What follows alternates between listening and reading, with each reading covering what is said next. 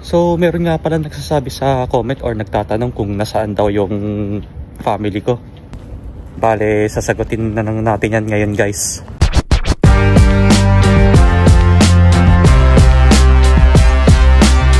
Time check muna tayo guys. 12:09 na ng tanghali. So ayun, kakagising ko lang po ngayon.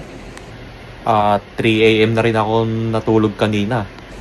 Dahil nga nag-edit pa ako ng vlog ko nun para may i-upload ako. So ayun, so far so good. Okay naman po. At nakatapos din naman natin. Bali, nagsayang ako ng kanin. So maghihintay lang tayo ng siguro mga 30 minutes bago tayo makakain ng lunch.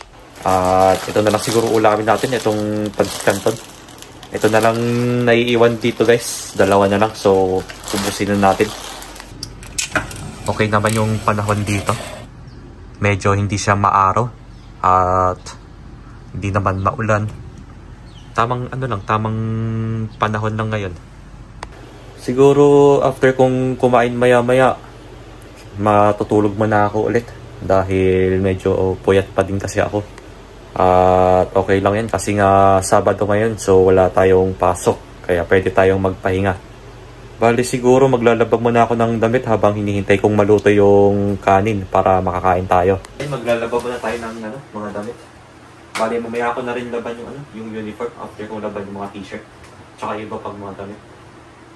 So i-separate muna natin kung ito pang work. Tsaka natin lalagyan ng sabon. Lapit na rin maubos ng sabon ko. Bali pagkadating ng sahod ko, may bili ako ng mga sabon. Sakto lang naman to pag naubos. Next week pa kasi yung sahuran namin sa company namin. Kaya tiis-tiis muna tayo. Malapit na rin yung next week. So ito nga pala yung ginagamit yung Fabcon, itong Downy. Mabango kasi itong yung kulay nito. Pink. Pero mas mabango pa rin yung kulay blue sa Pilipinas. Kaso wala akong makitang ganong Downy dito. Kain na tayo ng lunch guys. Ito na yung niluto kong pancit canton na may itlog. Tapos meron pa akong miso soup na tira ko kagabi. Wow! Ayun, para may higupin tayong sabaw.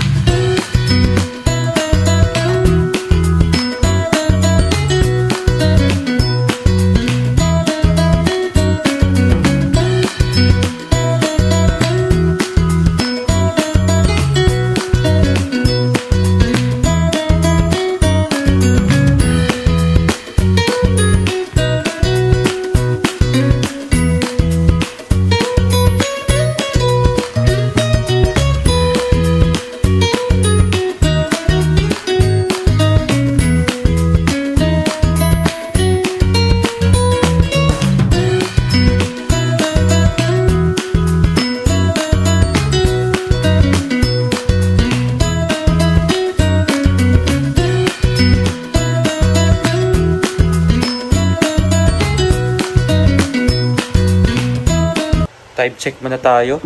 Mag-alas 5 na ng hapon. At naisip kong lumabas muna ng bahay at mamamasyal lang tayo saglit. Kanina nga pala ay nakatulog ako ng isang oras. Kaya okay na at nakapagpahinga na rin tayo. Ay nga, naisip ko na lang din na maglakad muna imbis na magbike tayo. Para naman makapag-exercise tayo. At para masulit naman yung oras natin ngayon. So ganito lang naman yung tsura tsura ng labas ng bahay namin. Padiretso lang yun at pagdating doon sa may taas ay tulay na yan. So ngayon, tahimik ang lugar dito. At dahil Sabado nga ay wala ring pasok ang ibang tao dito. So meron nga pala nagsasabi sa comment or nagtatanong kung nasaan daw yung family ko. Bale, sasagutin na lang natin yan ngayon guys. Yung nanay ko at saka yung stepfather ko ay nandito rin po sa Japan. Yes po, bali stepfather na yung kasama ng nanay ko ngayon. Yung tunay po na tatay ko ay hindi ko na po nakita simula nung bata pa ako. Siguro isang beses ko lang siya nakita nun. Siguro ilang taon pa lang ako nun, bata pa ako din, mga 3 years old pa lang ako nun. Bale, dati nga pala ay magkasama kami ng parents ko dito sa Japan. Simula nung bago-bago pa lang ako dito nun, magkasama kami sa isang bahay nun, nung mother ko at saka yung stepfather ko nun. At habang tumatagal po, naisip ko na rin na magbukod na rin ng bahay. Total po, tumatanda na rin ako. Kaya mas okay din na na magbukod na lang din ako. At ayun din yung choice ko. Okay naman po sa akin na na magbukod sa family ko.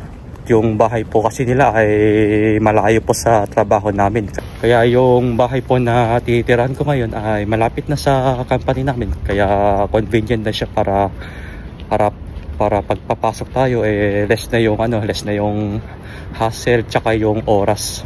Kaya yun din naman yung naging decision ko.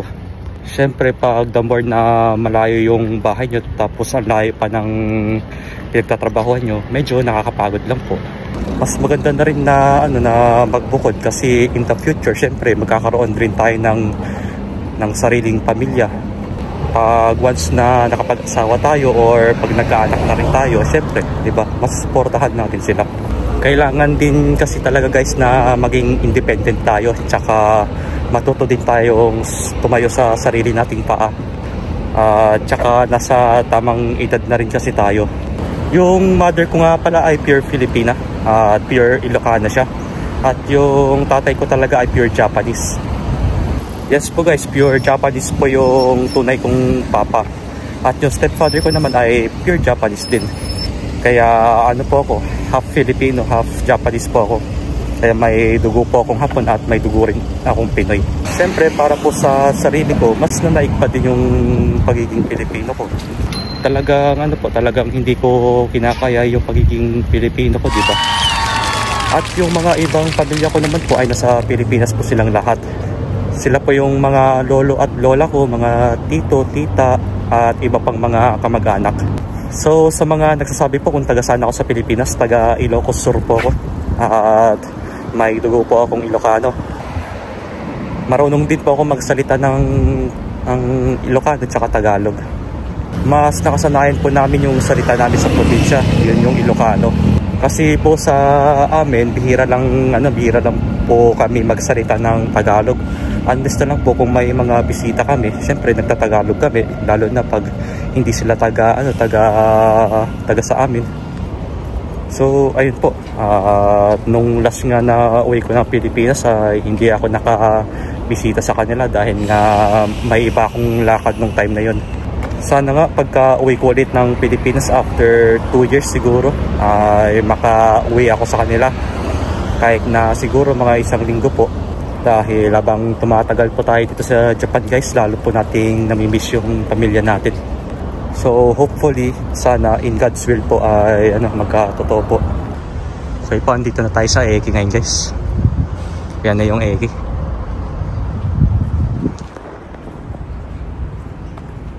Okay, time check muna tayo. 6:40 na ng gabi. At kakain na muna tayo ng dinner ngayon. So binabalak ko na rin kumain ng sushi ngayon dahil matagal-tagal na rin tayo hindi nakakain ng sushi. At nag-crave ulit kasi ako dun guys. Kaya yun, nakakamiss kasing kumain ng salmon na sushi dun. Kaya yun talaga isa sa paborito kong sushi pag dito sa Japan. Tsaka meron kasing murang sushi dito na nasa conveyor yung nasa conveyor. Pagka makikita niyo yung mga plato-plato, meron silang naka-display dun. At lalakarin lang natin yun guys bago tayo makarating.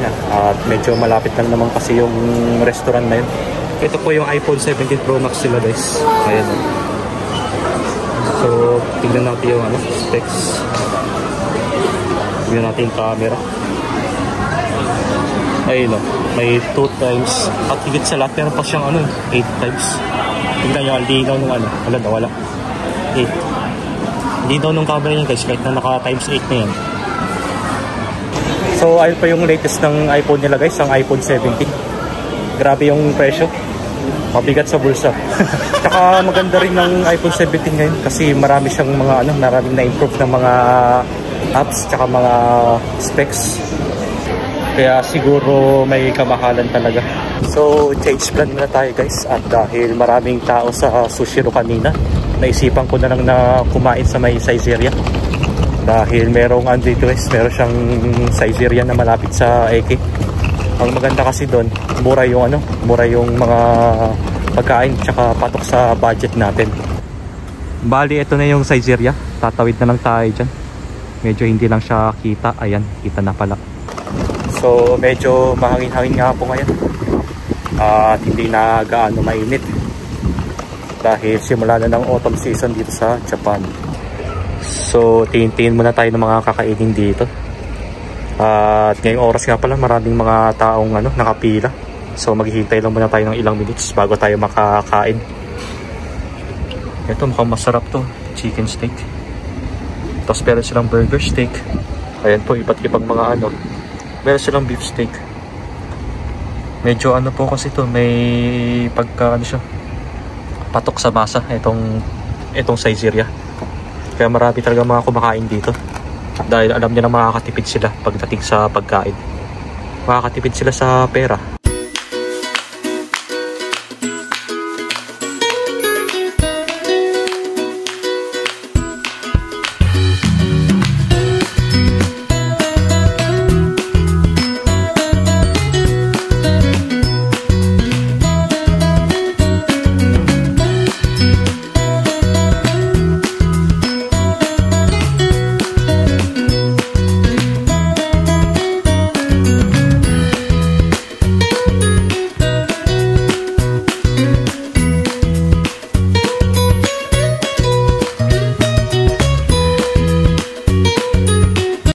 Time check muna tayo. Mag-alas 10 na po ng gabi. So, bago tayo matulog, pagsasagot muna tayo ng mga comments dito. Ang sabi ni Sir Ivan, good PM po Lods.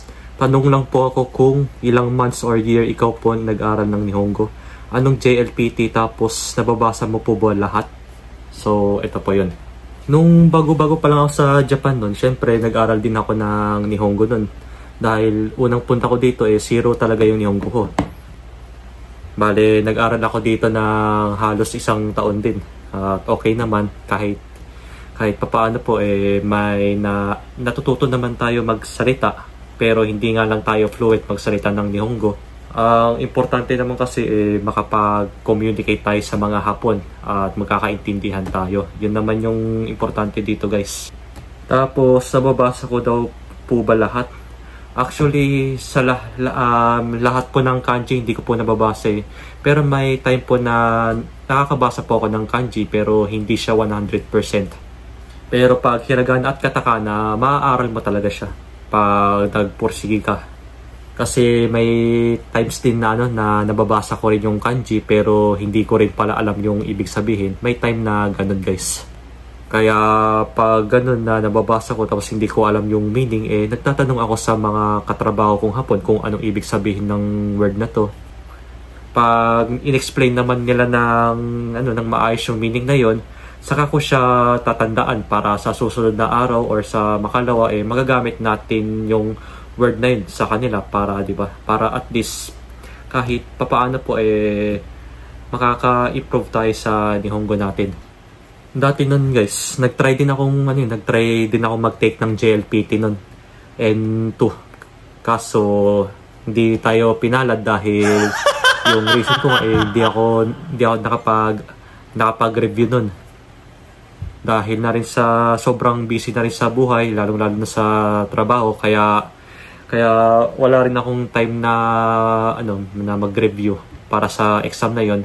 Pero at least nag-try din akong mag-exam nun para kahit papaano may experience din tayo pagka magte-take ulit tayo sa susunod.